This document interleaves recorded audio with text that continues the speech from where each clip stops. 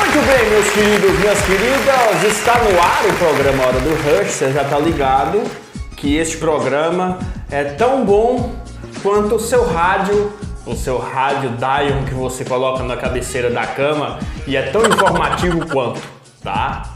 Então eu tô aqui neste programa magnífico para poder trazer o melhor do conteúdo para você na internet. É isso aí. Voltamos, né? Já estivemos aí com o comercial da BackupNet, maravilhoso. Mas agora estamos aqui como prometido, eu sempre cumpro com minhas promessas, tá certo? Olha a presença de quem está aqui hoje, olha a presença ilustre que nós temos aqui Agostinho Neto, bacharel em Sistemas de Informação, e o LinkedIn dele é você pode colocar @AgostinhoDev, né? DEV. Você pode ir lá procurar e você pode achar os trabalhos magníficos de sistema que ele faz. E agora a gente vai entender muito, mas muito sobre esse assunto e muitas outras conversas. Fazia tempo que você não via ele, né?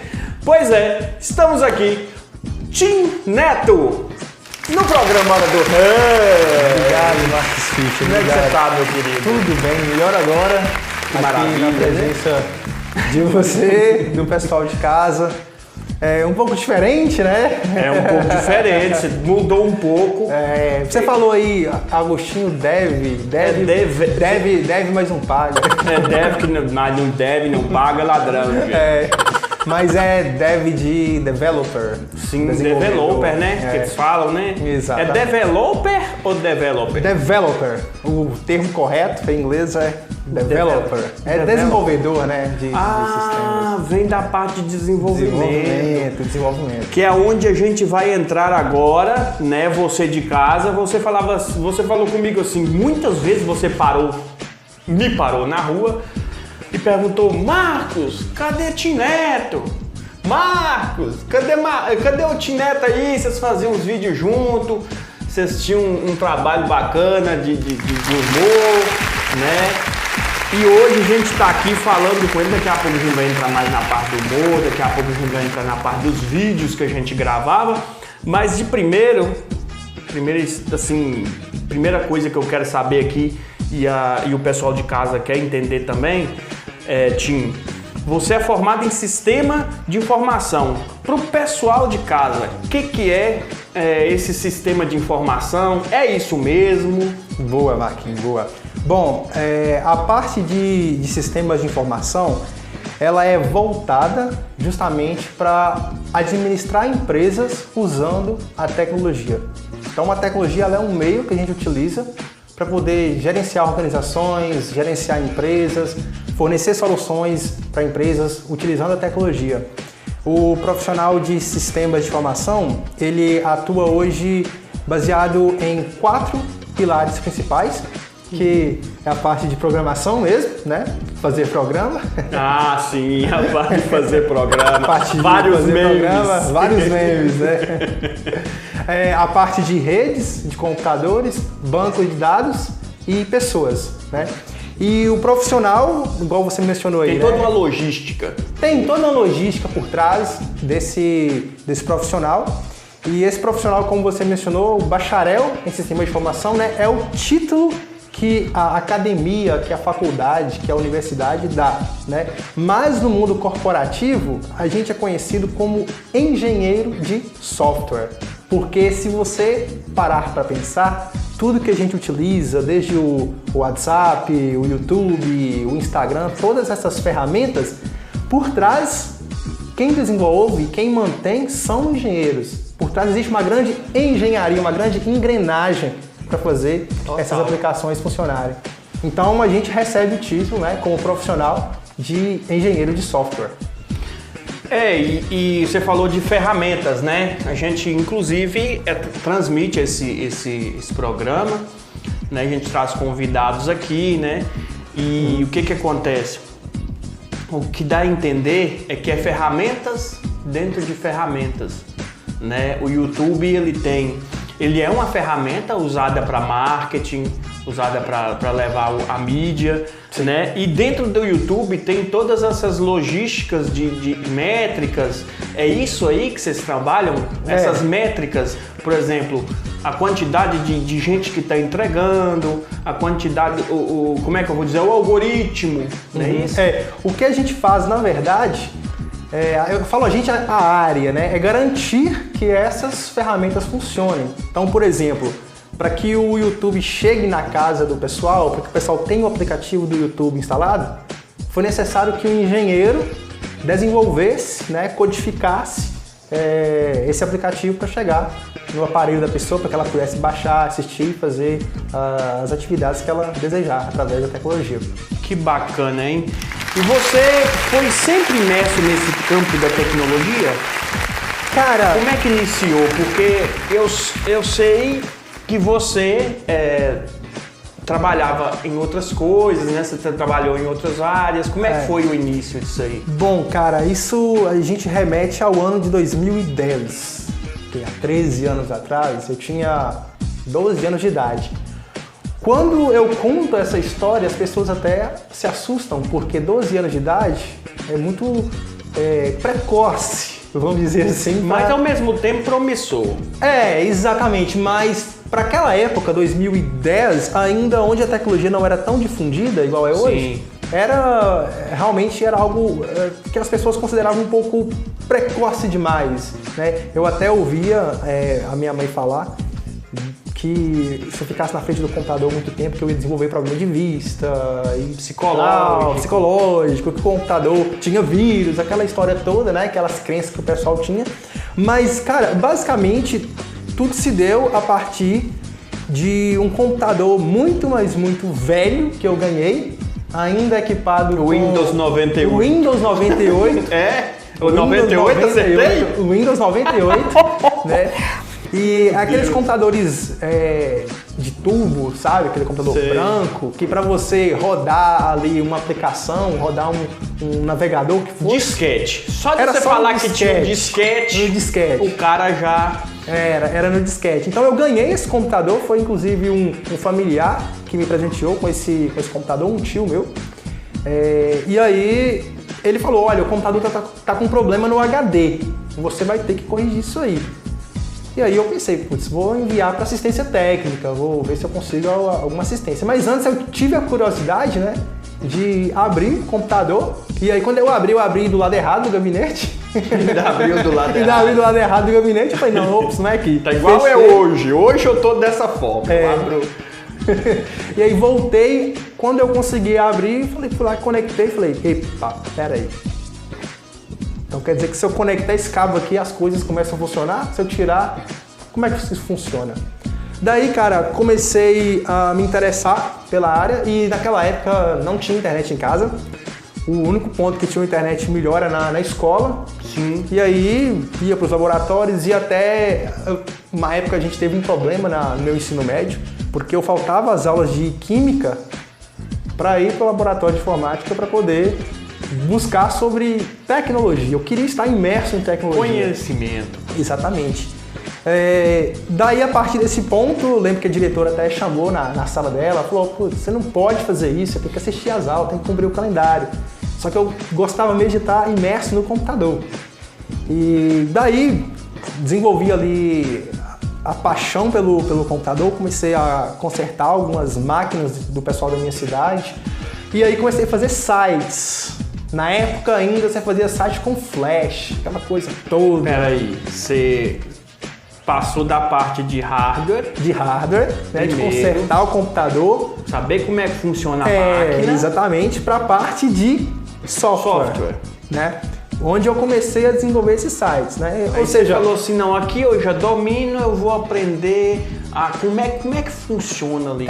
Exatamente. Só que assim, eu tô tentando deixar um pouco mais resumido pro pessoal, mas nesse meio tempo, eu passava noites, madrugadas, assistindo vídeo tutoriais no YouTube de HTML, CSS, JavaScript, que, né, são ferramentas que a gente utiliza no mundo web para poder desenvolver aplicações web.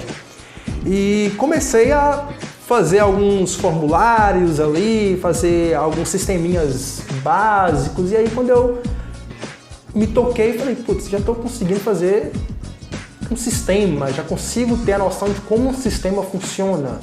Por que não tentar comercializar isso?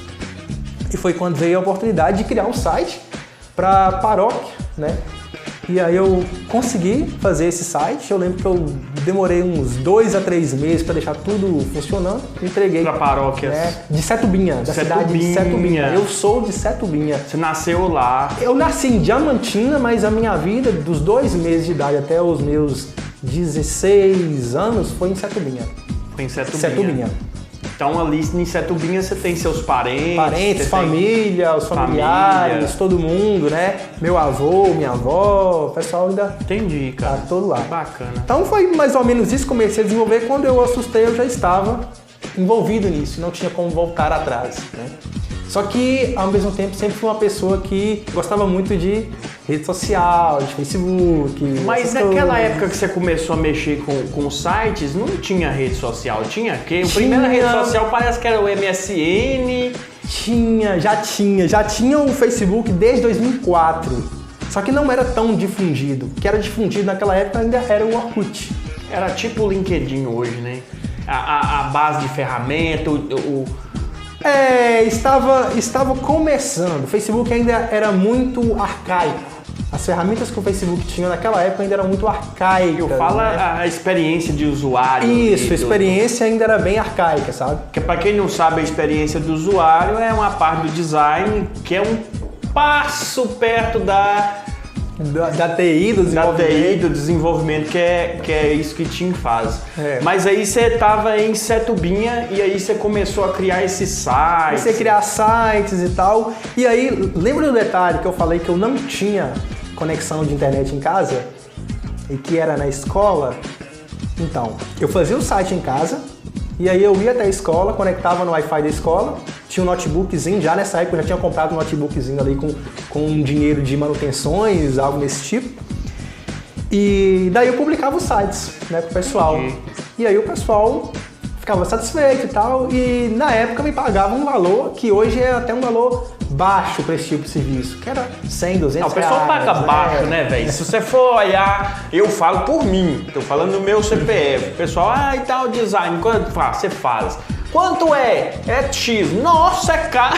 O cara já... Mas é sempre assim, né? Pessoal... Mas para iniciante também, né? Vamos você acaba que treinava também. Exato. Eu utilizava aquilo para treinar. Para treinar. Mais para treinar. Entendi. Obter experiência. Perfeitamente. Porque eu sabia que no futuro isso ia ser muito difundido. Lá em 2010, 2011, eu sabia que você tinha uma visão lá na 10 anos à frente o mundo ia ser totalmente dependente de tecnologia. É como se a gente visse como é que tá hoje aqui, né? A gente dá aquela... Aí você começou a fazer os sites, ia para a escola. Os sistemas, publicava ali, ia para a escola para publicar os sites e tal. E o pessoal da escola, como é que te via? Porque tem esse lado, né? Porque fala assim, tem um cara ali que é nerd, um cara ali e tal.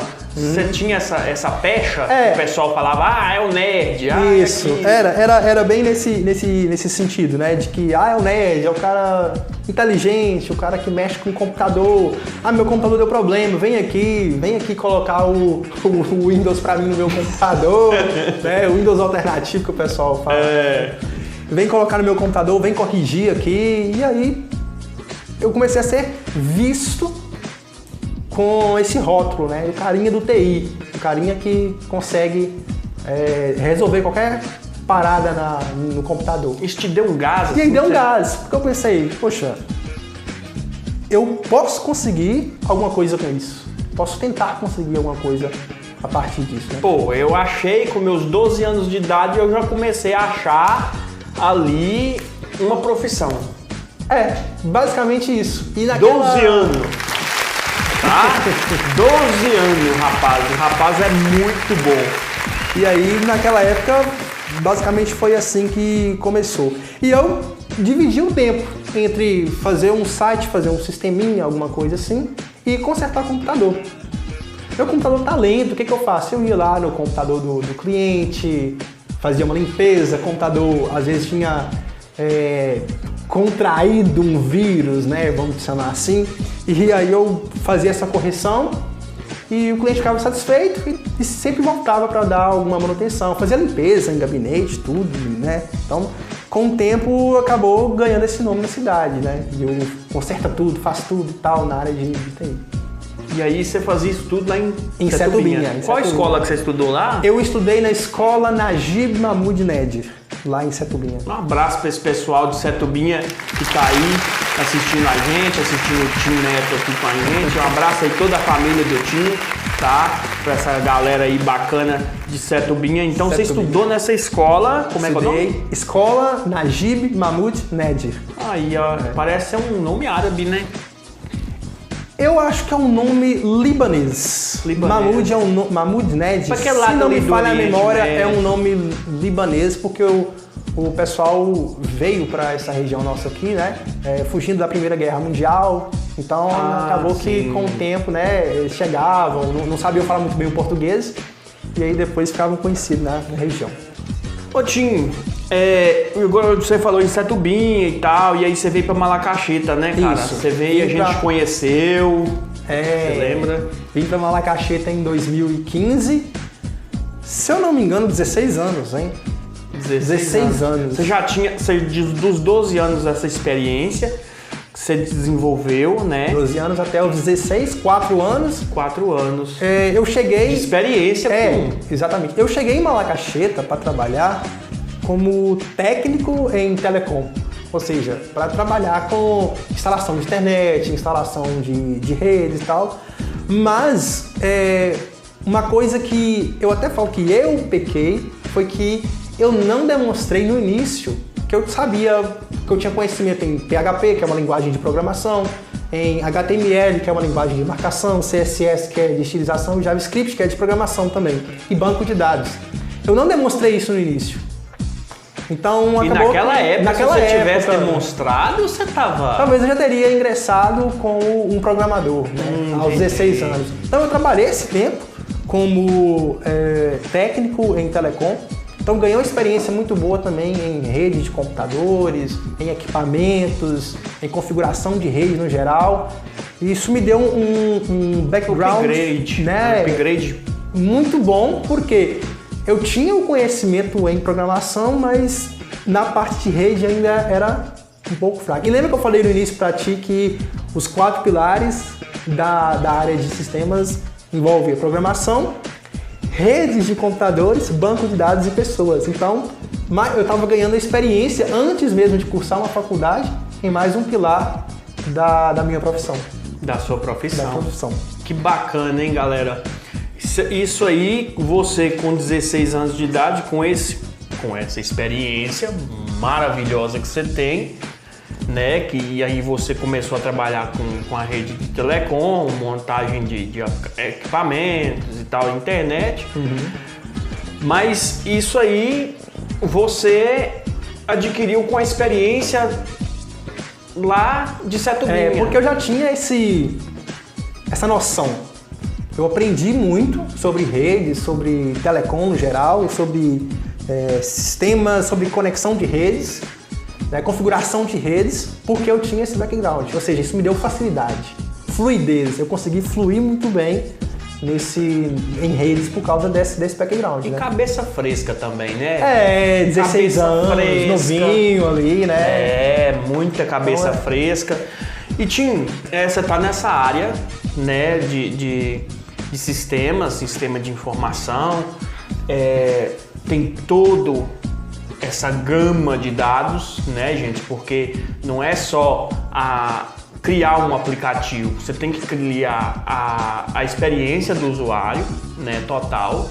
Você precisa deixar o aplicativo bom para que você possa acessar, né, que é a parte de experiência do usuário, e ter toda aquela ferramenta e tal, né? Pensar nas ferramentas antes, fazer com que elas funcionem. Geralmente elas dão errado.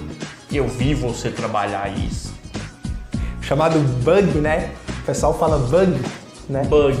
É um erro no sistema. É um erro no sistema. Acontece muito. E você falou uma coisa interessante. Não é só criar a aplicação, deixá-la bonita, com experiência para o usuário. Tem que manter. E essa é a parte mais desafiadora, né, da profissão. Porque não é como que eu posso explicar? Não é como simplesmente você fazer um trabalho, entregar e nunca mais você tem relação com aquilo. Querendo ou não, você cria uma relação para sua vida inteira. Entendi. Né? Principalmente, às vezes, quando você é um profissional que tem muitas habilidades em muitas tecnologias diferentes, você usa essas tecnologias diferentes naquele aplicativo, naquela tecnologia que você está criando, e você acaba criando uma relação com aquilo. E aí você talvez tem trabalho aí para a vida toda, manter aquela aplicação funcionando, e é a parte que mais desafia hoje dentro da área de TI. Muito desafiador, e eu acrescento que a experiência do usuário, que é essa parte aí de você ir lá no aplicativo, por exemplo, no aplicativo da Google Play, você vai lá baixar um aplicativo e ali essa aplicação não funciona, é culpa do programador. Aqui não está funcionando, essa ferramenta não, o cara já não fica muito satisfeito com a coisa. E a pergunta que eu vou te falar, como é que está esse mercado tecnológico na área de TI? Certo. Bom, eu acho que a gente precisa falar do mundo antes da pandemia, né, e depois da pandemia de 2020. Tem né? diferença? Tem diferença porque o mercado de TI, ele existia para poder suprir necessidades de empresas, né? Só que muitas empresas ainda não tinham tanta noção da importância desse mercado.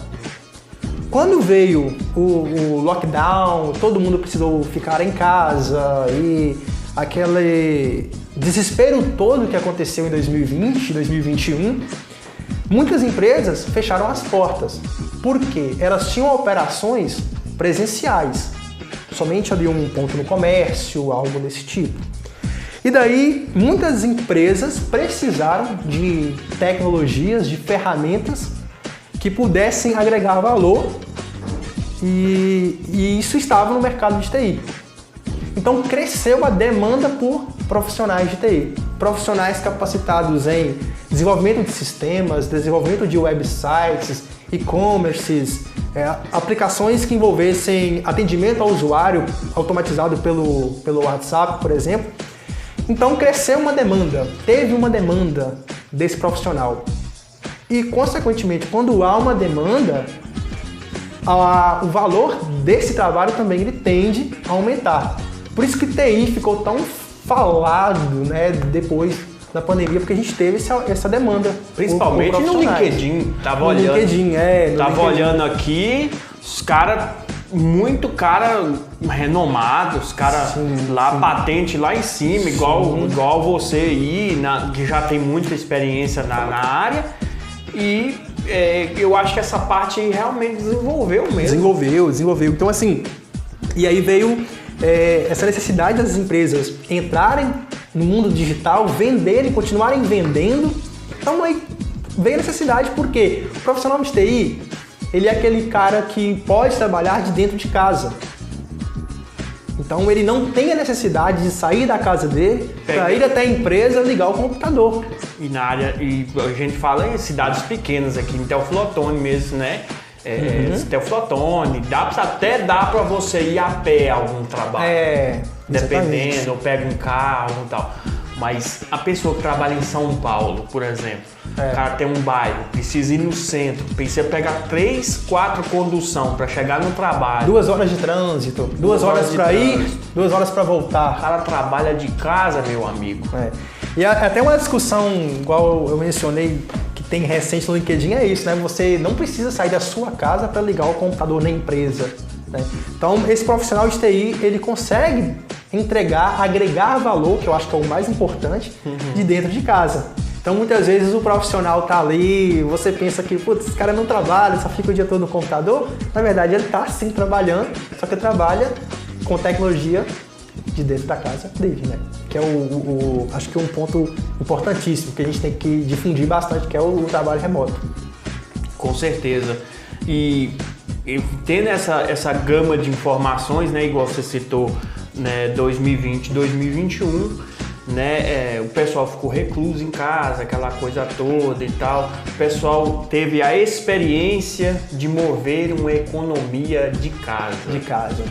Pelo que você está falando, ou eu sou um burro? Não, tá coberto de razão. Porque eles tiveram que mover a economia de casa. De dentro da casa deles. E aí eu te pergunto, meu amigo, naquela época a gente teve um presidente que falou muita zoeira, muita asneira, falou muita coisa, né, da doença. Tivemos também uma perseguição de mídia em cima desse cara. Agora tá tudo bem. Tá tudo bem. Não funciona mais nada, tá tudo funcionando bem. E o que acontece? Aí eu te pergunto, falando em economia, assim, qual é a influência desta tecnologia que você movimenta tão bem, que você é, né, bacharelado? Qual é a influência dessa economia para a política? Qual a influência aí, né, desse para a economia, para a principalmente é uma total influência, tá? TI hoje influencia muito, principalmente porque as pessoas estão buscando meios digitais para se informar. Então, eu acredito que quem trabalha utilizando a tecnologia tem que ter uma certa responsabilidade, porque as pessoas, como estão buscando se informar nesses meios, elas acreditam que esses meios, né, jornais virtuais, enfim, eles detêm a veracidade das informações. Né? E aí você falando a respeito de qual que é a influência, estourou muito o termo fake news, né? As notícias falsas que se espalham como uma febre, né, pela internet. E em relação à tecnologia, para controlar isso, o próprio WhatsApp ele tem uma ferramenta que previne que você compartilhe um determinado item, um vídeo, um áudio que já foi compartilhado várias vezes. Então, por exemplo, se você recebe um áudio no WhatsApp que tem a tagzinha encaminhado com frequência, por exemplo, você não pode espalhar para diversos grupos ao mesmo tempo. E aí as pessoas se perguntam por que isso acontece. É uma maneira que a Meta, que é a dona do WhatsApp, tem de controlar fake news. Então, o mercado de TI hoje ele tem muita influência na política, na economia, porque são as pessoas que detêm a ferramenta que traz informação para as pessoas. Então, esse é o principal ponto de influência. E tá em ter a luta agora, né, do Zuckerberg com o da Tesla lá. O Elon Musk, né? O Elon Musk. Com a nova rede social, Threads. Sim, inclusive já fiz aqui do Hora do Rush. Mas enfim, sobre essas aplicações, quais são os métodos, assim, na linguagem de TI, assim, que eles aplicam para poder saber se tem, por exemplo, fake news? É essa repetição de envio de mensagem, por exemplo. Eu tenho o link do canal aqui. Tem um link do canal, vou compartilhar para 50 pessoas. Certo. Ele detém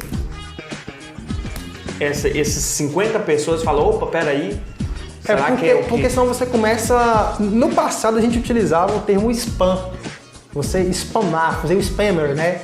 E o que é o spam? Você espalhar aquele conteúdo, né, que você quer difundir. Né?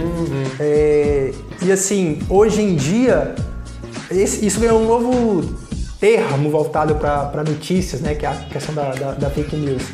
Então, assim, ferramentas para controlar. Muitas vezes, por trás disso, são humanos. Que estão ali observando como acontece. Mas você provavelmente já deve ter ouvido falar em inteligência artificial. IA, né? Então, a inteligência artificial, ela já está sendo treinada para poder identificar pontos em comum, frases em comum, que são utilizadas em diferentes contextos para saber se aquilo é uma fake news ou não. Então, por exemplo, se eu chego aqui e falo o seguinte: o programa Hora do Rush não é legal. Uma frase, né? E aí uma outra pessoa... Não. E aí uma outra pessoa utiliza desse mesmo argumento. programa Hora do Rush não é tão bom. A inteligência artificial, ela consegue encontrar semelhanças entre não é legal e não é tão bom.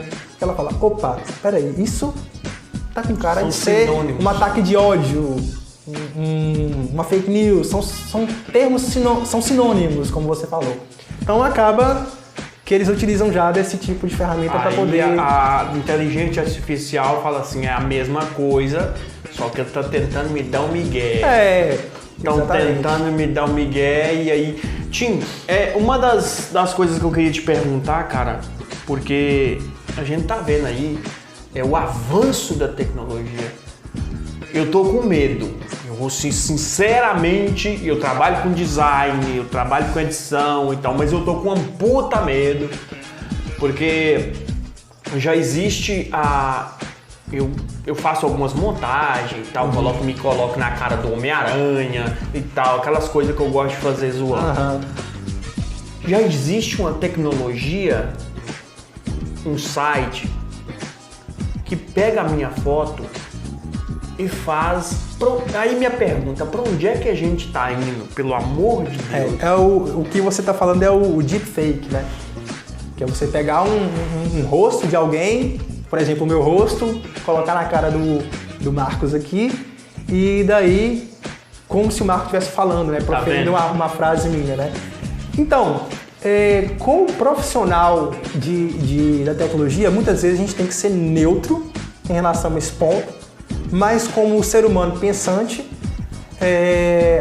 cara, eu entendo que todo avanço ele é necessário, até porque foi assim que a humanidade saiu, né, da pedra fazendo fogo assim.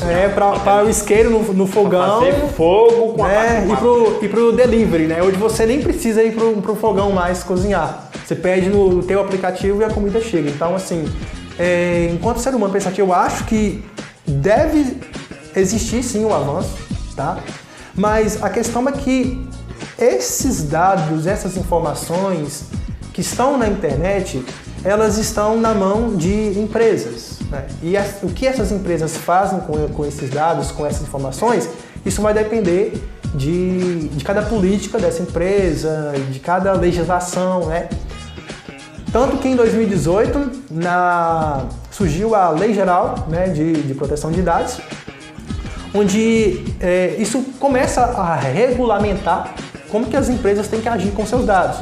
Por exemplo, se você entra no aplicativo para fazer um pedido e aí você não quer mais utilizar aquela ferramenta, você tem que ter a opção de deletar os seus dados. Se os seus dados de fato são deletados, aí já é um outro ponto. Mas o usuário tem que ter a sensação de que os dados dele estão sendo... que ele tem o total controle, né? Isso que é o que a legislação prega. Justamente, mas a gente ainda tem uma galera que não entende totalmente como funciona a linguagem de uma rede social, e aí a pessoa apavora. Peraí, esses dias mesmo eu tava vendo um podcast que eu costumo ver, um rapaz falando sobre inteligência artificial com voz. Eu falei, pô, agora acabou a imitação. Eu posso parar o programa, mas também tem um outro lado. Aqui é zoeira, mas também tem um outro lado. O cara que faz dublagem, por exemplo, daqui uns dias já pegaram a voz de uma cantora internacional e colocaram ela cantando em português. E aí eu não entendi mais nada. Porque essa pessoa, né, tipo, que às vezes tem a rede social ali, como é que a rede social ela vai, assim, saber que não é mesmo o Marcos Fischer que está falando aqui? Eu posso pegar ali e falar com você, pegar um áudio, Tineco, tô com um problema aqui, cara, Marcos Fischer quebrou a perna, 15 lugares. Sim. Uma coisa que ainda tá, isso ainda não é publicamente. E aí você vai lá e faz o Pix de 500, nossa, o Marquinhos tá com problema, vou enviar o Pix. Uma coisa que ainda é difundido entre a comunidade é que a máquina, apesar de já possuir inteligência, ela ainda não é criativa tão quanto o ser humano é. Então ainda existirão falhas, ainda existirão gaps, ainda existirão espaços onde, por exemplo, você tem uma entonação. Em alguns momentos a sua voz ela atinge um agudo, um grave. O computador, talvez ele consiga reproduzir isso, talvez ele consiga. Mas eu que estou aqui, que tenho o cérebro já treinado com a tua voz de 8 anos de amizade, eu já consigo identificar como que você fala, como que você escreve. Então tudo isso o computador ainda não tem criatividade para poder desenvolver. Entende? Então assim, uma coisa que dificilmente ou talvez ainda vai demorar é simular a criatividade humana, tá? A capacidade, mas não é difícil, mas a capacidade você acha? Toda a capacidade de um computador que um computador tem de entregar uma informação é através de aprendizado. Uma máquina, igual por exemplo, lançaram recentemente o ChatGPT, né? Ferramenta maravilhosa, excelente. Para quem escreve roteiro, é maravilhoso. Maravilhosa. Só que como que ela funciona? Ela se baseia em dados públicos na internet para gerar uma determinada resposta. Por exemplo, se eu perguntar para o ChatGPT como eu posso produzir uma caneca, não sei qual que é esse material aqui, mas porcelana, né? Porcelana. Ele vai me dar uma receita, né, baseada em informações já publicadas previamente. Então ele consegue aprender com esses gaps, né, com essas informações que foram publicadas previamente. Porém, se eu chegar para ele e falar assim, tá, agora eu quero que você faça uma caneca de porcelana com plástico e ferro, como fazer? Aí é que tá. Mas ela não vai por mais visitados? Ou ela usa as tags, as mais visitadas? Aí eu te pergunto, alguém já fez uma caneca com plástico, porcelana e ferro? É uma pergunta. Alguém já fez? Se tiver feito, eu nunca vi. Se tiver feito, eu também, até hoje, nunca vi. Eu nunca vi. Mas a máquina só vai conseguir desenvolver a partir do conhecimento humano, previamente adquirido. Ou seja, ela nos copia. Exato. Ela vai imitar um ser humano, né? E aí falam da revolução dos robôs, que os robôs entrarão contra o ser humano, mas na verdade ela imita o pensamento humano. Ela tenta chegar próximo ao pensamento humano. Entendi. Qual é a diferença de um computador para um ser humano? A gente cansa. Você precisa de 8 horas para poder recuperar as energias para estar no seu ócio criativo no dia seguinte. Um computador não. Essa que é a diferença, que eu acho que ainda as pessoas precisam entender. O computador, ele consegue ficar e foi programado para ficar 24 horas ligado por dia, 7 dias na semana. Mas a gente não. Então essa é a diferença. O ser humano limitado. O ser humano ele é limitado, né, às suas limitações físicas, psicológicas. O computador não. Uma coisa que você falou de psicológica, eu vou falar de mim, porque design não é fácil, você trabalha com muita coisa, você faz um arquivo 1080 por 1080, que é aquele quadradinho bonitinho que fica no feed do Instagram. Você faz um 1920 por 1080, que é aquele que fica lá na thumbnail, tá? E aí você faz um 1080 por 1920, que é aquele que fica lá no Reels, no seu story, né? Isso é dados demais pra gente poder entender, pra gente poder, né, fazer tão rápido. E você falando dos robôs, né, que os caras estão ali fazendo e tal. Eu canso muito para poder fazer esse programa. Eu tenho que fazê-lo em partes durante a semana.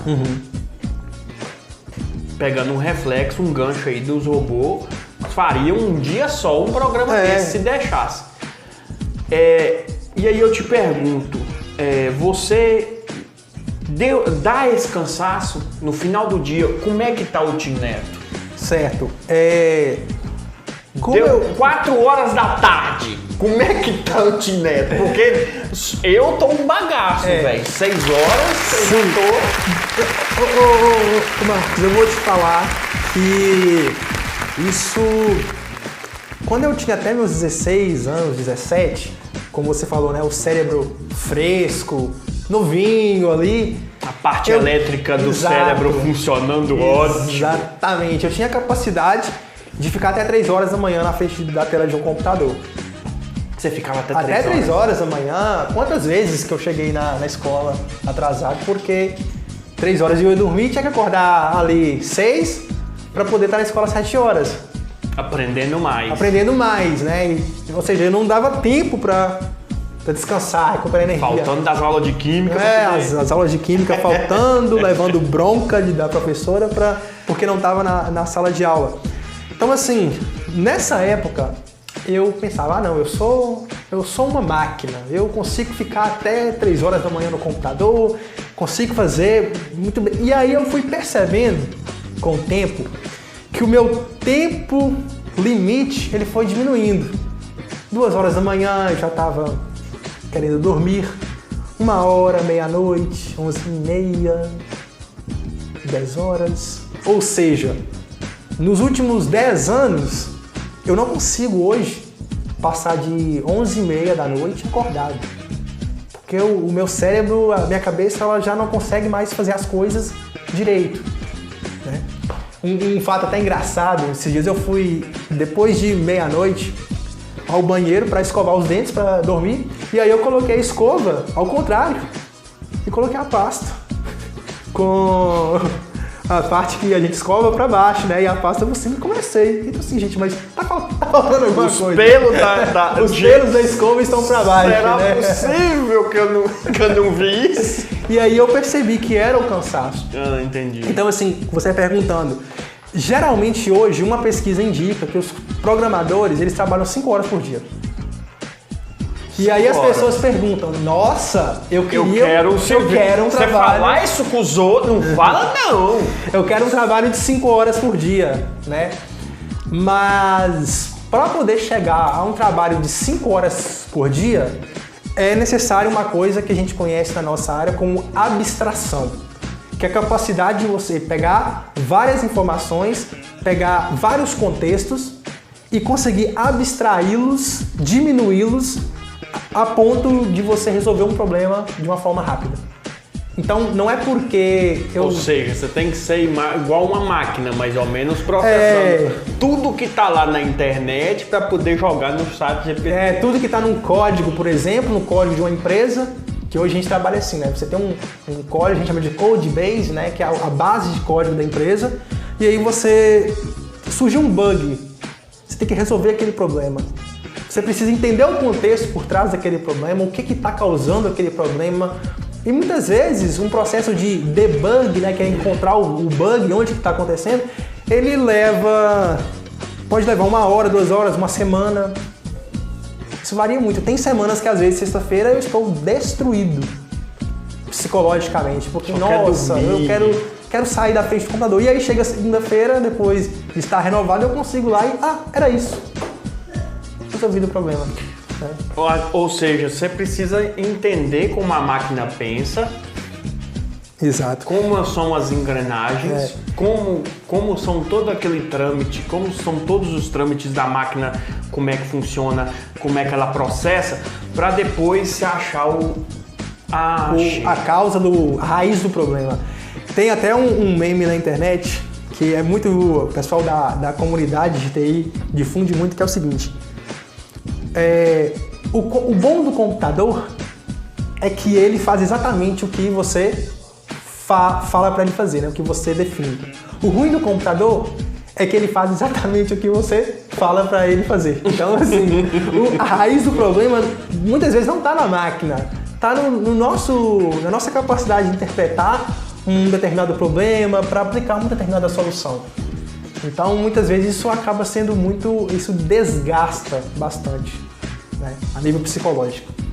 Realmente. E aí é o que eu falei, não consigo hoje ficar até 3 horas da manhã acordado. E 5 horas, se você for falar para uma pessoa, não, trabalho 5 horas por dia, nossa, eu quero um serviço desse, mas não sabe o cansaço. O cansaço que existe por trás de estar 5 horas Você precisa entregar um produto resolvido, solucionado. Exatamente. E tem todo um processo de passar na peneira para saber qual é o processo, qual é o erro que está dando. Exatamente.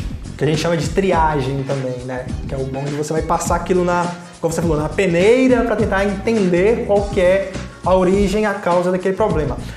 Existem muitos problemas que eles já vêm, tá, com uma possível causa. E aí já te dá um norte, ou se eu tenho que andar por esse caminho. Mas existem os problemas que muitas vezes não tem causa. É a primeira vez que a empresa está passando por aquilo. E você tem que ter resiliência para poder resolver aquilo. Talvez em um dia, uma semana, e no outro dia estar bem para resolver outro problema. Então... Tranquilo, com a parte elétrica do cérebro funcionando bem. Né? Exatamente. Tim, seguinte, Agostinho Neto, né? Setubinha, muito bacana, um rapaz muito inteligente. Você de Malacaxeta, Setubinha, Diamantina, o pessoal aí que conhece o Tim, né? Um forte abraço aí para vocês, né? E que a gente deixa, né, um abraço aí para todos vocês aí de Setubinha, Malacaxeta. Deixa um comentário aqui pro Tim, né? Fala o quanto você tá com saudade dele, né? Porque esse rapaz aí, além de ser muito inteligente, é uma pessoa muito simpática, muito gentil, coração enorme, e eu conheço ele há muitos anos aí. E a gente tem já fez um trabalho bacana, que é onde é que a gente vai entrar aqui agora. A parte boa. A parte legal também, né? Antes da faculdade, você morava em Malacaxeta. Morei em Malacaxeta, 3 anos. 3 anos. Daí você falou assim, putz, eu vou mudar. Você mudou pra onde? Pra Teófilo Otoni, que é onde eu estou atualmente. Teófilo Otoni mudei para Teófilo Otoni em 2018. Antiga Filadélfia. Pode continuar. Você sabe uma coisa interessante sobre esse nome Filadélfia, Teófilo Otoni? Na época que o Teófilo Benedito Otoni, né? Que tem muita gente que às vezes não sabe que o nome Teófilo Otoni é por causa desse político mineiro, né? É um político mineiro liberal dos anos 1800. Ele, na época, né, ele falou, eu vou fundar aqui a minha Filadélfia. E aí muitos germânicos, né, o pessoal da Alemanha, eles acreditavam, né, eles viram aquele anúncio, venha para Filadélfia e tal. Eles acreditavam ser a Filadélfia dos Estados Unidos. Mas quando chegaram era a Filadélfia, a nova Filadélfia, em Teófilo Otoni. É um erro de itinerário bandeirante? Eu acho que foi isso? Na verdade não explicaram o que seria a nova Filadélfia. Deve ser um erro de e aí, itinerário bandeirante. O pessoal naquela época não tinha tanto acesso à informação como tem hoje e acreditavam que era a Filadélfia americana, né? Mas na verdade é a Filadélfia do Vale do Mucuri, que posteriormente mudaram o nome para Teófilo Otoni. Que bacana. E aí você mora lá hoje? Moro lá em Teófilo Otoni hoje e não trabalho hoje para empresas de Teófilo Otoni, né? Isso que é o interessante. Que é o interessante, né? Porque, querendo ou não, Teófilo Otoni nós temos sim algumas empresas que fornecem essa oportunidade para que você trabalhe com TI, né? Mas chega um momento que você ganha uma certa experiência que você procura novos ares, procura novas oportunidades. E aí é que mora a oportunidade, que é você tem essa chance de trabalhar de dentro da tua casa para empresas de Belo Horizonte, de São Paulo, Campinas, Curitiba, Florianópolis, que é um grande polo tecnológico do Brasil, Florianópolis em relação a software, e inclusive para empresas de fora do Brasil também. Você pode trabalhar para uma empresa americana, ganhar em dólar dentro da tua casa. E sem precisar mudar, sem precisar se preocupar com visto. Que bacana, tá vendo? Porque é uma das únicas profissões que é universal. Porque o código que eu desenvolvo aqui é o mesmo código que um indiano desenvolve, que um europeu consegue desenvolver, que um americano consegue, que um canadense consegue. A mesma lógica que eu consigo fazer aqui, um canadense consegue corrigi-la na semana que vem, se for o caso.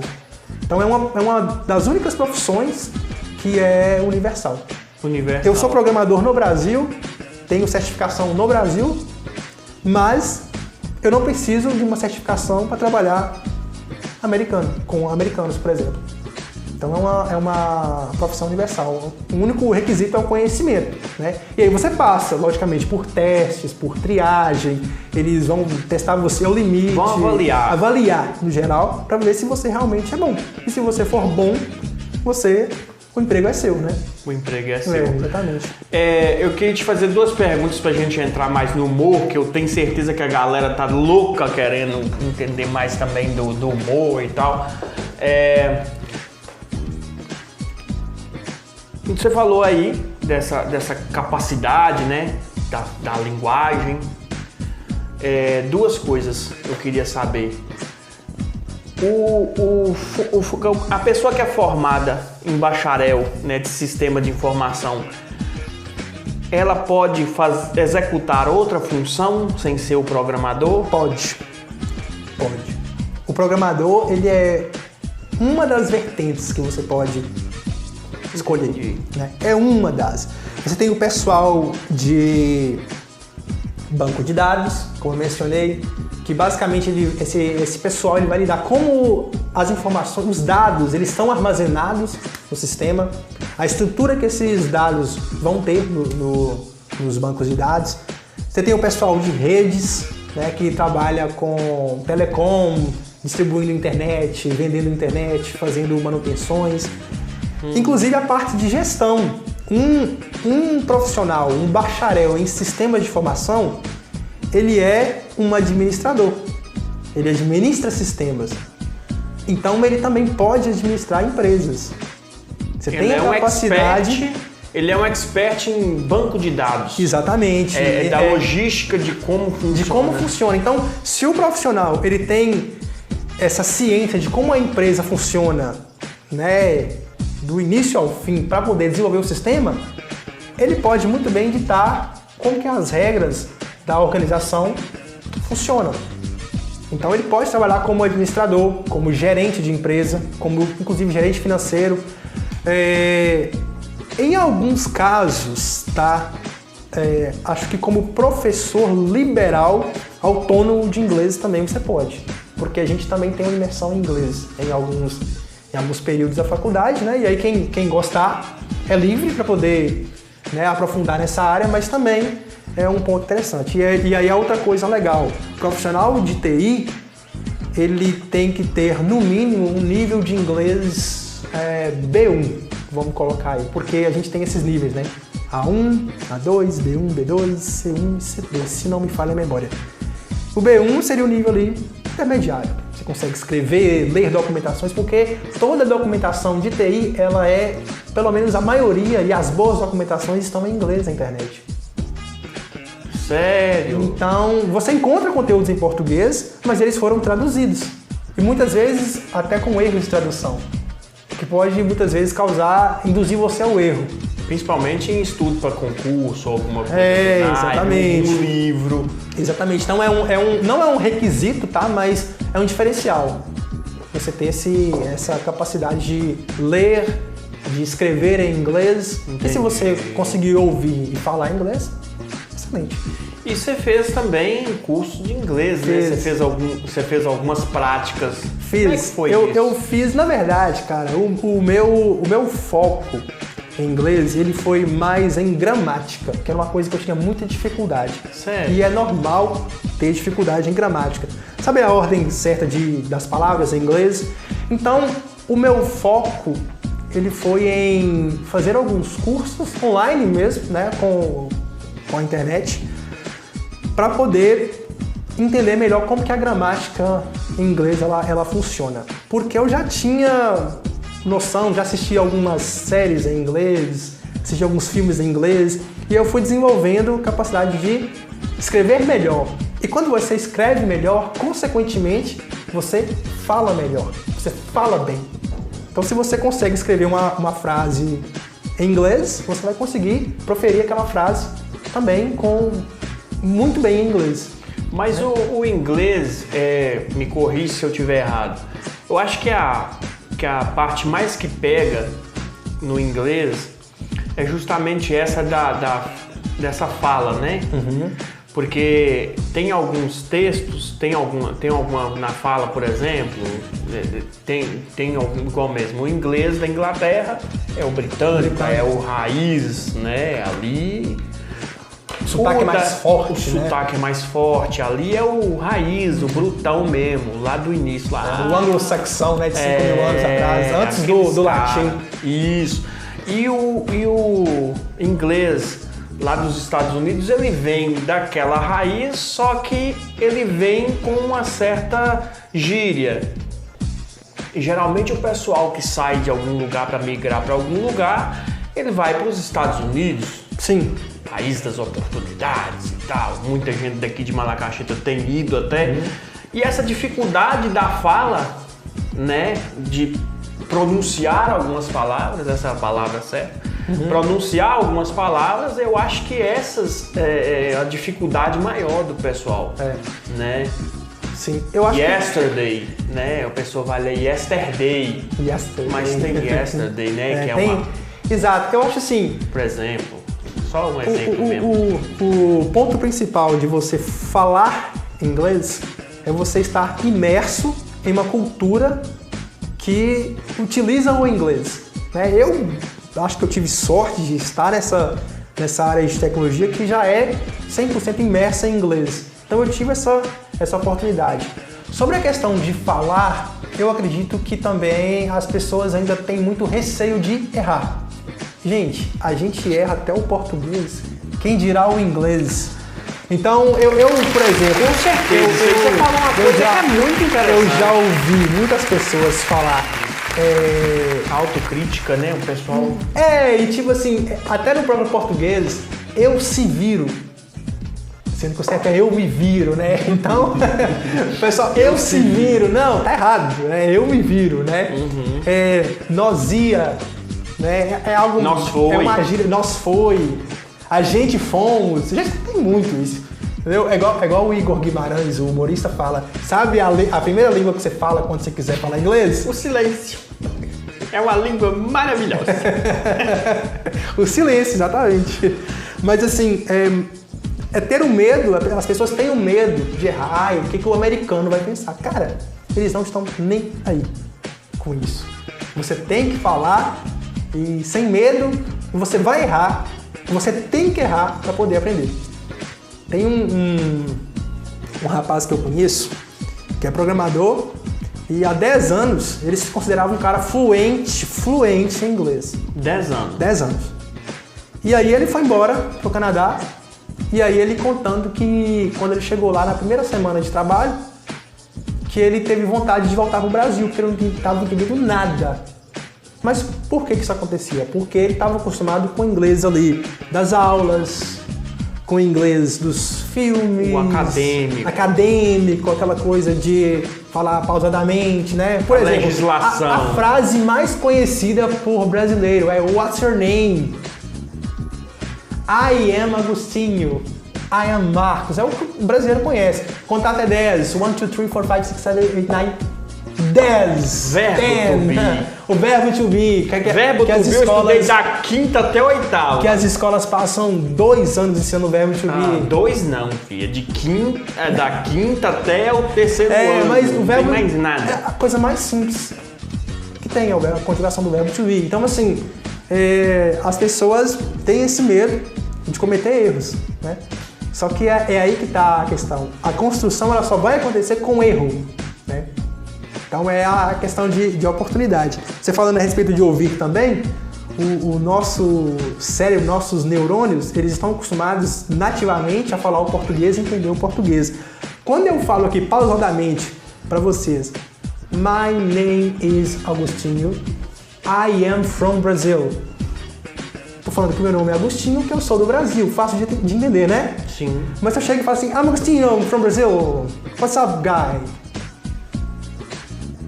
já é algo que... Opa, peraí, o que tá acontecendo? Não, eu tô acostumado, deixa eu não buscar estou acostumado, aqui no entendeu? Mas dicionário. é porque eles contraem as palavras para falar, entendeu?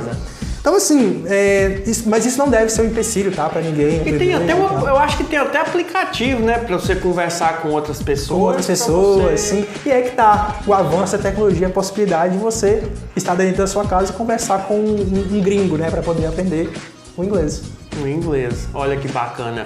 Agostinho Neto, tá? Bacharel aí em Sistema de Informações, com muito orgulho aí, meu brother, meu amigo, né, de longa data. É uma pessoa assim que eu tenho muito carinho, muita devoção para a amizade que eu tenho com ele. É uma pessoa inteligentíssima, mas também de coração muito bacana, uma pessoa que, né, você tem que conhecer se você não conhece. É um cara muito bacana, né? E o serviço dele lá no LinkedIn é Agostinho Dev, né? De developer, né? Isso? Developer, tá vendo? É uma das coisas que eu não tenho muito aqui na minha cabeça. Mas, Tim Neto, como é que tá essa parte de programação? A gente falou de toda essa parte, essa logística de como funciona, tudo direitinho, explicadamente. Você falou muito bem. Mas aí o cara lá do outro lado, minha audiência tá lá falando, mas peraí, eu trabalho 5 horas por dia, ok, gostei, asmei, né, como diz o meme lá. Todes. Mas o que acontece? Vale a pena financeiramente, porque tem um desgaste mental, tá? Tem um desgaste do estudo, né? Que você tem que aprender e depois você ainda tem que se desgastar mais fazendo todo esse trabalho de logística, de dados, de aplicação. Vale a pena? Financeiramente dizendo? Vale. Financeiramente falando, vale, mas aí, se você me permite entrar nos pormenores... Porque eu sei que você tá rico. Que nada, você tá rico. Tá muito rico. Onde? Tá muito rico. Onde? Me fala. Quem? Eu? Onde? Bruno que me falou. Ixi, Bruno tá falando pra todo mundo. O time tá rico. Que nada. Cara, assim, vale a pena, tá? Financeiramente vale a pena. Eu acho que se você ainda não tem uma profissão definida, se você não sabe o que fazer, talvez valha a pena você olhar para TI, mas não acredite em tudo que você vê na internet. Até irônico, né? Você falar, putz, trabalho com internet, mas não acredite em tudo que você vê. Por quê? Existem muitos vendedores de curso por aí que prometem que você vai ser um profissional ganhando um salário de 10 mil reais em 6 meses. Talvez você consiga. Se você for muito fora da curva, mérito seu.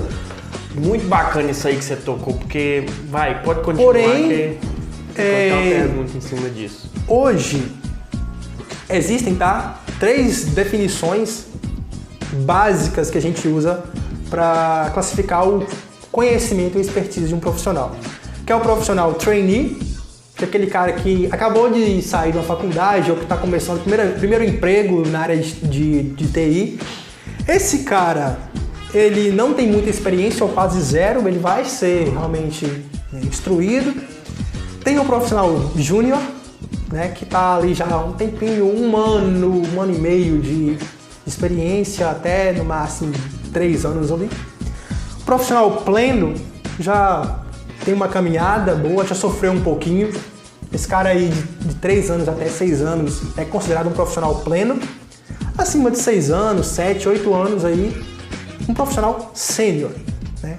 Então a gente tem essas 4 classificações iniciais: trainee, júnior, pleno, sênior, né? No Brasil hoje, inclusive eu até quero citar, tem um canal no YouTube que chama Código Fonte TV, tá? Depois o pessoal tiver a oportunidade de acessar. Eles fazem uma pesquisa anual que divulga essas faixas salariais, né? Mas assim, falando de uma maneira bem geral, a nível de valores, no Brasil hoje, você ser um profissional trainee, talvez você ganhe o mínimo, o salário mínimo, tá? um profissional júnior, você ganhe de 1 até 3 salários no máximo, tá? Eu acredito 3 salários? É, um profissional júnior. 3 salários daria o quê? Mais ou menos R$3.600? É um valor aceitável para um júnior. Um pleno acima de 4.600, 5.000, desculpa, um profissional pleno acima de 3.600, 4.000, 5.000 reais, um pleno até 7.000 reais, 8.000 por aí, então nessa faixa. E um sênior de 10.000 para cima, né? Então é possível ganhar esses valores, só que isso vai levar um tempo, né? Assim como toda a profissão, né? Então exige um esforço, exige que você tenha horas de voo, né? Uma empresa não vai te contratar amanhã pagando 10.000 reais se você tem 6 meses de experiência. Porque você até pode passar no processo seletivo, mas a maior prova vai ser durante o trabalho. Durante o trabalho, é E isso se que você eu não queria conseguir falar. desenvolver, entregar aquelas atividades que são esperadas de você, né? Aí é que tá. Aí gera ansiedade. Gera ansiedade, a pessoa talvez não consiga. Ok, se a pessoa consegue, mérito da pessoa, mas no geral, na média, né? Estamos falando do brasileiro médio, leva esse tempo para se chegar nesses valores. E tem pessoas que estão há 10 anos na profissão que estão nessa faixa de 7 e 10 mil reais, né? Mas isso é no cenário nacional. E aí tem os cargos acima do sênior, que aí já entra tech lead, que é o cara que faz a gestão da equipe técnica. Esse cara ele pode ganhar 12, 15 mil reais, mas ele tem muita pressão também para lidar. Ele vai ter que ter a pressão de ditar as regras para um time, falar para o time quais são as atribuições que aquele profissional tem que desenvolver, cobrar daquele time, né, daquela equipe. E então ele vai ter uma certa pressão, até psicológica também, em cima do trabalho dele. Né? O que você está dizendo aí é que pode, mais ou menos, como a patente de um policial. Imagine soldado. O soldado ali vai trabalhar ali, fazer né, belezinha. O cabo, ele vai comandar o soldado. Isso. Dali, do cabo, o sargento vai comandar o cabo. Então, o que acontece? Tem todo esse trabalho aí, patentes, né? Tem várias patentes ali e que eu não posso cobrar o mesmo salário. Eu sendo sargento, mesma coisa de eu sendo soldado, mesma coisa de um sargento. Você não vai ter a mesma, às vezes, responsabilidades e talvez a mesma capacidade de resolução de problemas de forma rápida, né? Então, varia. Entendi. E aí, cara, daí pra cima você tem outros cargos, como CTO, que é o chefe de tecnologia da empresa, que aí, né, a gente não tem uma média de quanto esses caras ganham, mas aí é o céu limite, né? E aí vem o mercado internacional. Isso aí é o mercado nacional, mas o mercado internacional, a pessoa já começa a ganhar em dólar, né?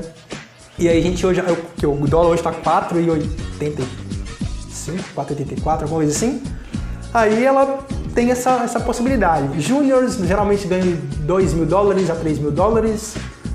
Um pleno vai ganhar de 3.000 até 5.000. Um sênior acima de 6.000, 7.000. Mas isso varia de empresa para empresa, de região para região. Não é um valor absoluto, tá? Isso aqui são os valores que geralmente eu consigo enxergar em algumas vagas disponíveis no LinkedIn e plataformas de vagas. Bacana. Isso é bom o pessoal saber de cara. Porque às vezes você tem um filho em casa, tá ocioso, só estuda, às vezes a mãe quer tirar o telefone da mão do filho e não sabe que talvez aquela menina ou aquele menino é um potencial programador que ele pode usar, né, o vício, entre aspas, da criança ou do adolescente que está ali. Contato com a tecnologia. Esse anseio que a pessoa tem de aprender, né, dessa moça de aprender, desse rapaz, e trazer ele para a programação. Exatamente. Ou para as outras áreas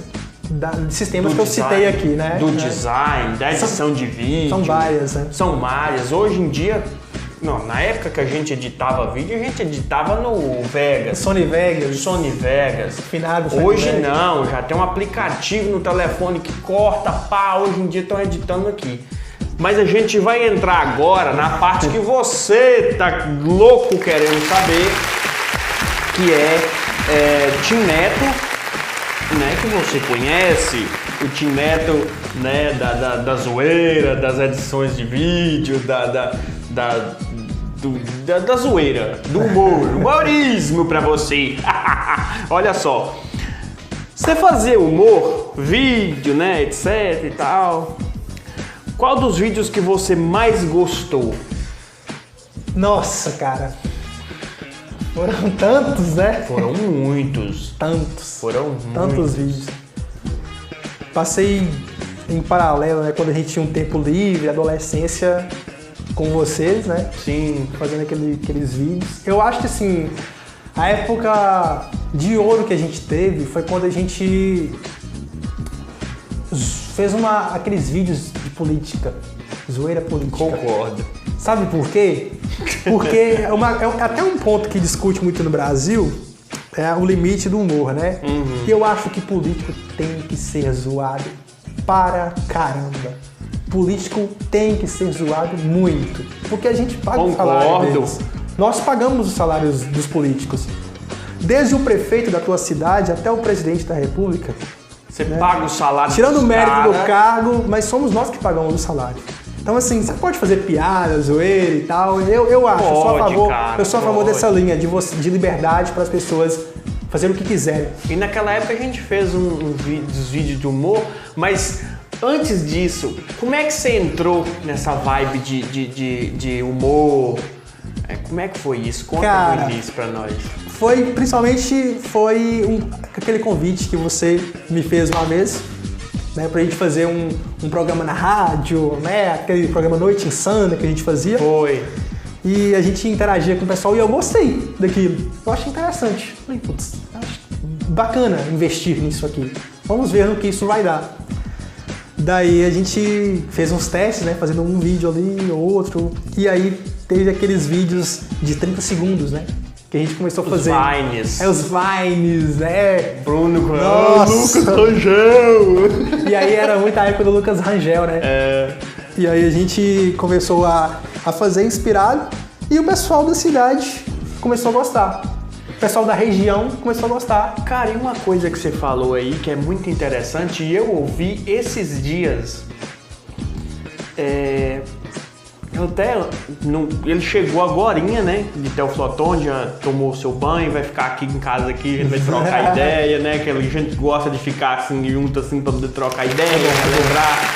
Tinha um brother, um irmão mais novo que eu tenho. E assim, não deu tempo de eu te contar, mas esses dias eu tava na rua e aí o pessoal falou, e tal, você tá com um programa, o Hora do Rush, eu vi lá o Índio, eu vi lá e tal. Aí essa pessoa lembrou de você, depois eu te conto quem é.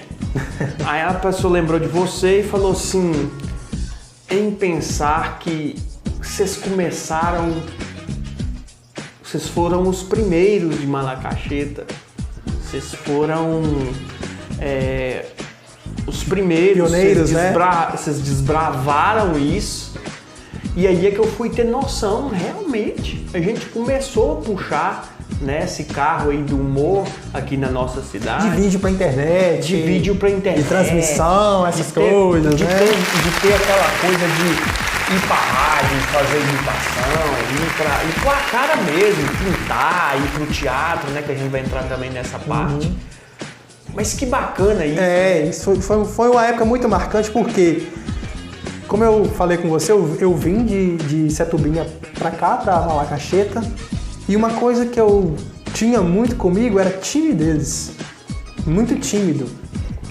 Pra eu, por exemplo, estar falando aqui hoje com o pessoal, conversando com você, uma câmera ligada, isso há 8 anos atrás era impossível. 8, 9 anos atrás, impossível. Eu lembro que quando tinha apresentações na escola, sabe quando você fica com a perna tremendo assim, sabe? Tem que apresentar um trabalho, ficava com a perna tremendo e tal. Fica, meu Deus, o que vai acontecer? Eu vou errar e tudo. Auto-julgamento, aquela Exato. coisa. Isso me ajudou muito, Marquinhos, porque hoje eu consigo tranquilamente conversar desde o porteiro do meu prédio, desde o cara que me atende na padaria, o caixa do supermercado, com o juiz, com o juiz, juíza. com o promotor, com o presidente da República, da mesma maneira. Com o mesmo diálogo, o mesmo nível de respeito, porque eu desenvolvi essa capacidade de articulação, comunicação, por causa disso. As pessoas às vezes pensam, nossa, mas era vídeo de humor, vocês faziam humor, só fazia besteira na internet. Não, o pessoal às vezes não via o que acontecia por trás das câmeras, os bastidores. Né? Você escrever um roteiro de um vídeo, a coisa mais complexa... ria tanto, velho. E a coisa mais complexa que tem é você fazer a outra pessoa rir. Gente, humorista é uma das profissões mais complexas que existe. É porque você vai... Eu tava falando isso com uma pessoa esses dias. E tal, vestir de índio. Aquela época você vestia de fazia um monte de personagem também, você mesmo vestia. E aquilo ali, vestia cara, de mulher, com uma peruca. Não, mas o ator, isso aí você aprendeu no teatro. Exato. E tá certíssimo. Só quem não vivenciou o teatro que julga. Porque no teatro, os grandes caras do teatro, essas grandes mulheres, os grandes homens do teatro aí, eles falam o seguinte, que o ator, quando entra em cena, ele não tem sexo, ele muda. Eu vou vestir um personagem que não sou eu. Exatamente. Eu vou ter que ser uma pessoa que não sou eu e o diretor é que fala, você vai fazer esse personagem aqui, cara. Entendeu? E por você amar tanto essa parte de tecnologia, a gente, né, na época, se amar tanto essa parte de tecnologia, né, amar tanto essa parte de comunicação, e você se viu no desafio e falar assim, não, eu preciso me deixar levar para eu tirar essa timidez, vou testar essa parte de trazer, né, tirar a risada da pessoa, que é uma coisa muito difícil, e você se desafiou e você foi 100% em tudo, cara. É isso que mais nos motiva e o que mais nos motivava não era dinheiro, não era grana. Até porque o pessoal pensou que a gente fazia aquilo, que a gente ganhava alguma coisa. Na verdade, não. Nunca ganhamos nada. Eu lembro que o canal do YouTube que a gente tinha, que a gente até começou a monetizar na época e tal, ele chegou em $100 quase 2 ou 3 anos depois que a gente parou. E tem youtuber que fala que só depois de 7 anos que eles foi começar a ganhar alguma coisa também. Exatamente. Né? 7 anos de constância.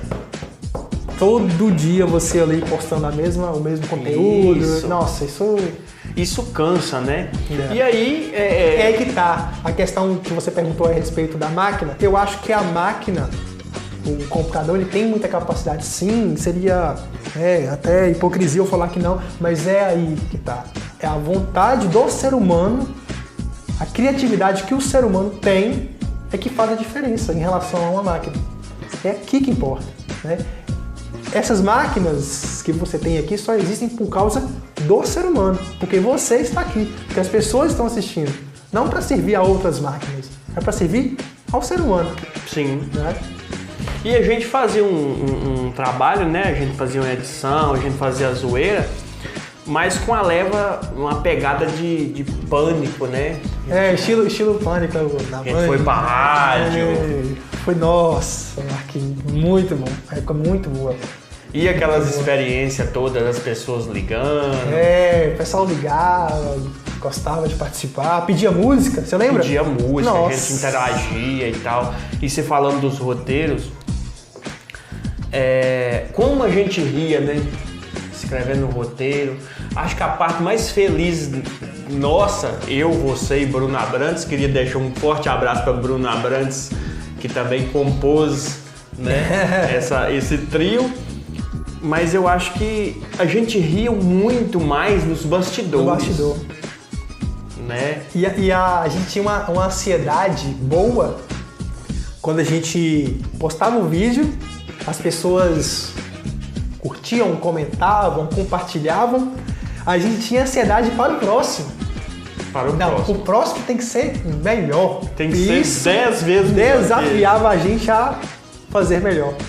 E foi indo até que sumiu toda essa, como é que eu vou dizer? Essa coisa de que você tinha de não falar em público, né? Essa timidez. Isso foi sumindo Exato. Foi sumindo. É tanto que quando eu cheguei na faculdade, que eu precisava de apresentar os trabalhos de faculdade, de discutir com um professor a respeito de um tema, de discordar de um professor a respeito de um tema, quantas vezes no meu subconsciente eu agradeci aqueles momentos. Falei, nossa, ainda bem que eu cheguei aqui sem vergonha, né? Sem a vergonha sem vergonha de errar e tudo. E cara, acho que foi o divisor de águas para realmente eu chegar e me impor. Esse é meu pensamento, é assim que funciona. Por que não? Questionar. Então, eu acho que vem daí, entendeu? Totalmente. Aí você foi falando assim, eu posso melhorar isso, e foi cada vez melhorando. Exatamente. E nas edições de vídeo, você falou que da política, né? Que a gente fez o seu primeiro, você lembra? Lembro. Tinha vereador e teve o de prefeito, né? Foi.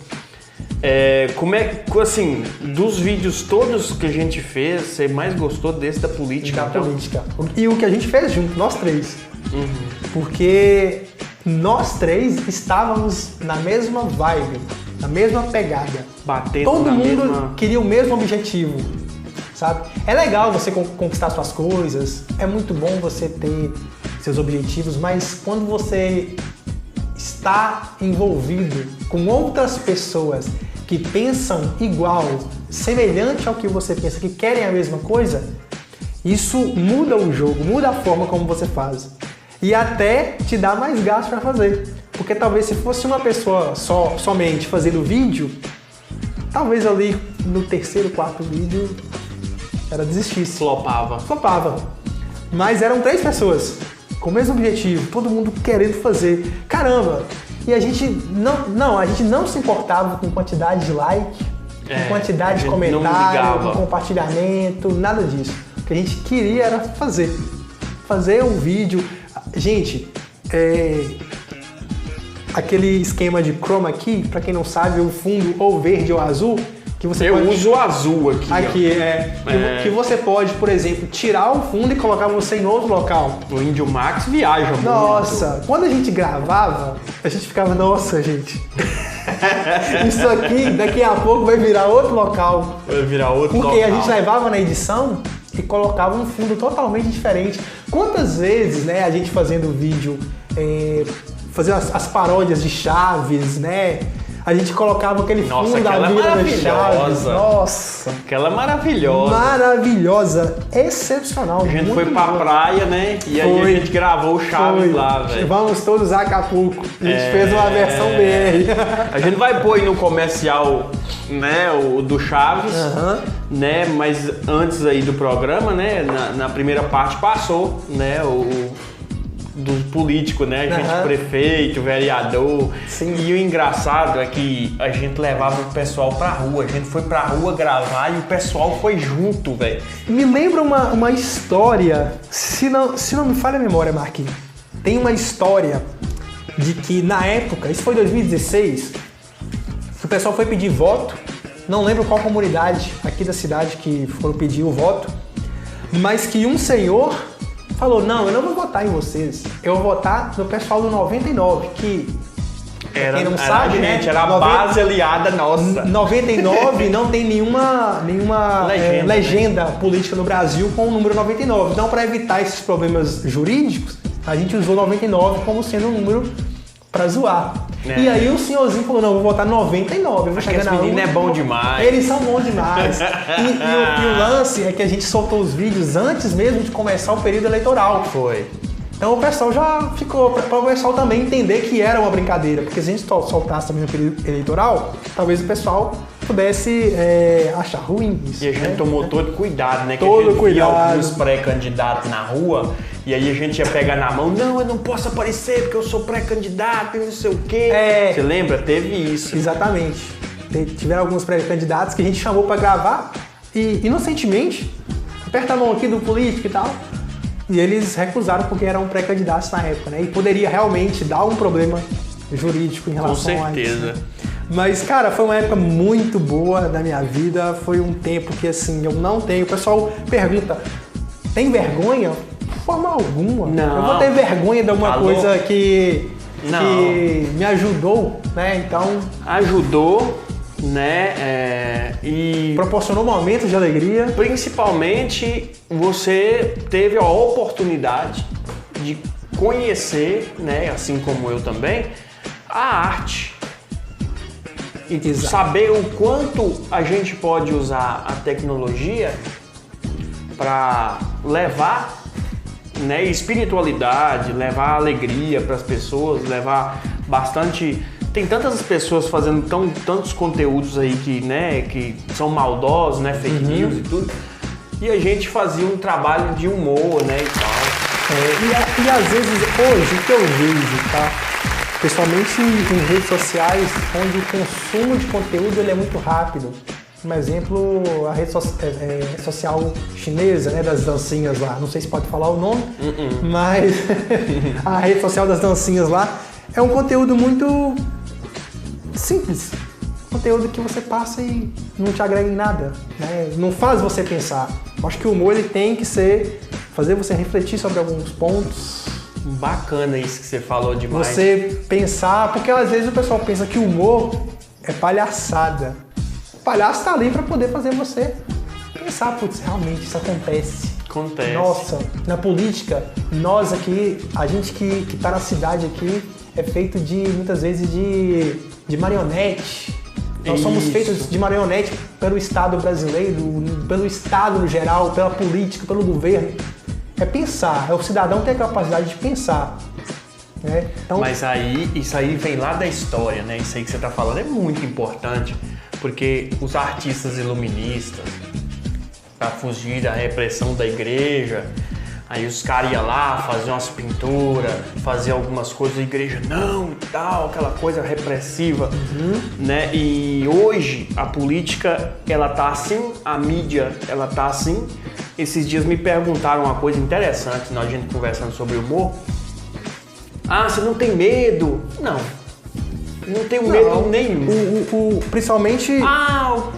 fulano de tal, o político tal proibiu fulano de tal de ser convidado. Você não tem medo? Eu falei, não. O Estado nunca pode ser maior do que o indivíduo. Nunca. Isso é o ponto primordial.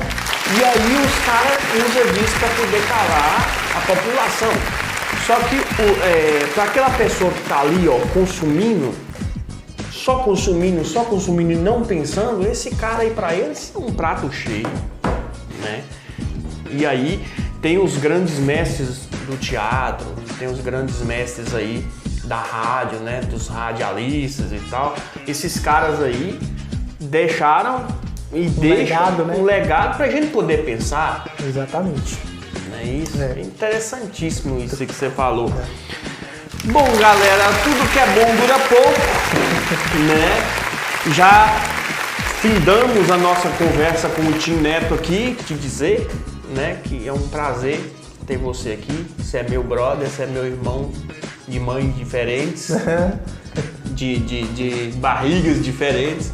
E agradecer você aí, em nome de toda a população de Malacacheta, por ter feito parte da alegria, do humorismo das pessoas da região. Eu que agradeço, Marquinhos, o convite. Você sabe que qualquer hora que você chamar, eu não meço esforço para estar aqui. Venho de boa vontade, porque eu acredito no seu programa, na sua capacidade. E é um ponto que a gente sempre conversou, né? De que um sempre ajudando o outro. Então, com certeza. No prestígio, no que você precisar, conte comigo. E mais uma vez, muito obrigado pelo convite. Estou aqui de coração. Brigadão, galera. Brigadão, Tim Neto. Daqui a pouco a gente volta com o programa Hora do Rush. E a gente trouxe aí o Tim Neto aí, ele é bacharel em sistemas de informação, né? E o LinkedIn vai estar aqui na barra, tá certo? Para você ir lá acessar, ver o conteúdo, né? Conversar com o Tim Neto, né? Enfim, um cara muito bacana, muito gentil, tá aqui no programa aí. Daqui a pouco a gente volta, gente boa. É nóis.